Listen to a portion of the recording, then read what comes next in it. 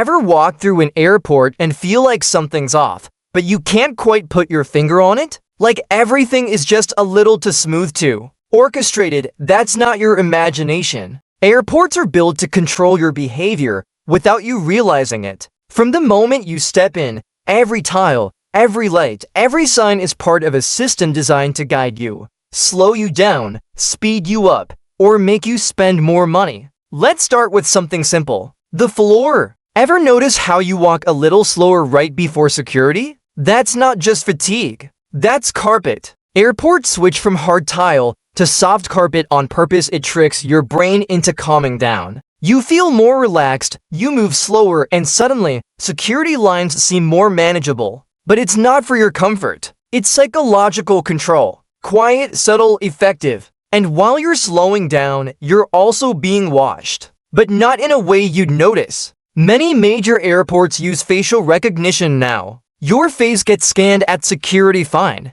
But then, quietly, it's matched with your boarding pass and tracked as you move through the terminal. No announcements. No beeps. No flashing lights. Just constant, invisible surveillance. All in the name of efficiency, they say. But it's more than that. It's about control, about data, about watching your every move without saying a word. You're at the gate. Flight's full. Overhead space is tight. Suddenly the airline offers to check your carry-on bag for free. Sounds like a win, right? Here's the trick. They're not being generous. They're being smart. Fewer bags in the cabin mean faster boarding, fewer delays, and a smoother takeoff. So yeah, it's free. But it's not really for you. It's for them. Still, if you're not picky about keeping your bag with you, take the deal. Just don't forget to grab your essentials first. Because once it's in the cargo hold, it's gone till landing. And let's talk food.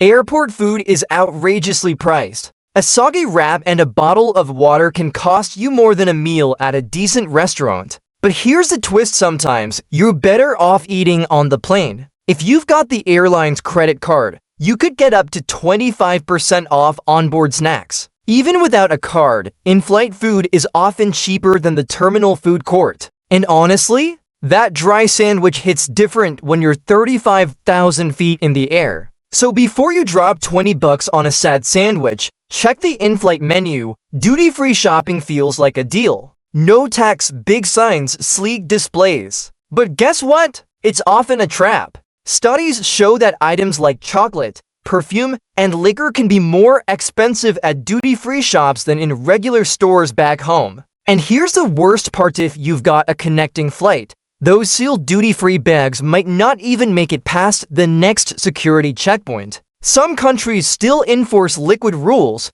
even for sealed duty-free items. So, yeah, not always the bargain it pretends to be. Here's something that will make you think twice next time you're breathing deep in a quiet waiting area. The air in many airport terminals is worse than downtown traffic. We're talking jet fuel, diesel from baggage trucks, pollution from all those takeoffs and landings. Nitrogen dioxide levels regularly exceed safe limits. And you're sitting in it, breathing it in. It's not something you feel right away, but your body knows. So move around, hydrate, avoid sitting near idling buses. Small moves, big difference. And speaking of hydration, let's talk about those water fountains. You're hot, you're tired, your water bottle's empty. You spot a fountain. Seems like the perfect moment. Except that button you're about to press? Touched by hundreds of travelers every day. Studies show airport fountains often go weeks without proper cleaning.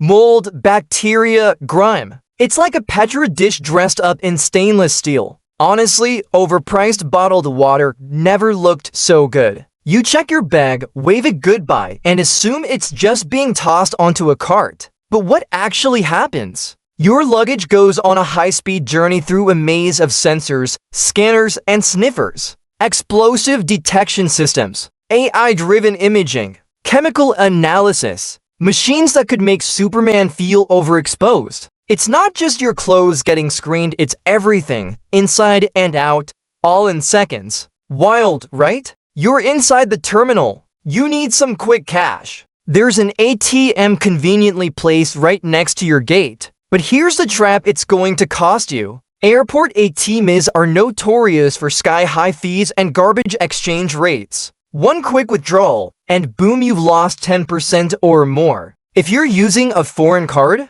even worse. Best move? Get your cash before you arrive. Or just swipe that card inside. You're finally on the plane. You settle into your seat. Tray table down. Seat belt clicks. Feels clean, right? Except it's not. Most planes get a quick surface wipe between flights, if that. Deep cleaning? Maybe once a month. Maybe. That tray table you're about to eat off of could be dirtier than a gas station bathroom door. So don't just sit there, sanitize it. Wipe down the belt buckle, the armrests, everything. Trust me, it's worth the 5 seconds. Here's something you probably never wanted to think about. Yes, people sometimes pass away mid-flight. What happens then? Do they announce it? No. Instead, they use secret code phrases. Stuff like Jim Wilson or Operation Sunrise. Sounds harmless, but it's the crew's way of quietly alerting the staff to a serious situation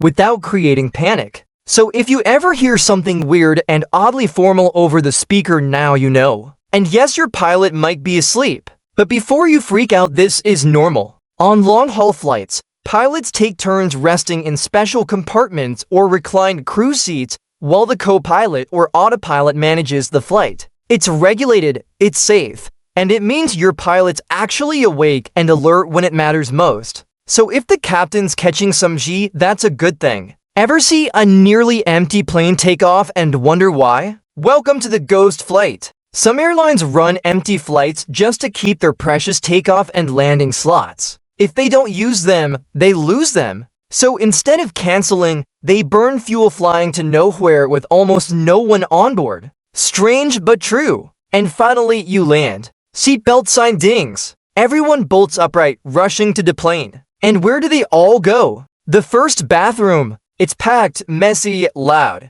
Just don't. Walk a little farther into the terminal. The next restroom? Quieter, cleaner, and a whole lot less chaotic. A tiny decision, but it makes your arrival feel so much smoother. So now you know, airports aren't just places of travel. They're carefully designed environments that shape your decisions without ever asking permission. And don't forget to subscribe my channel for more traveling tips.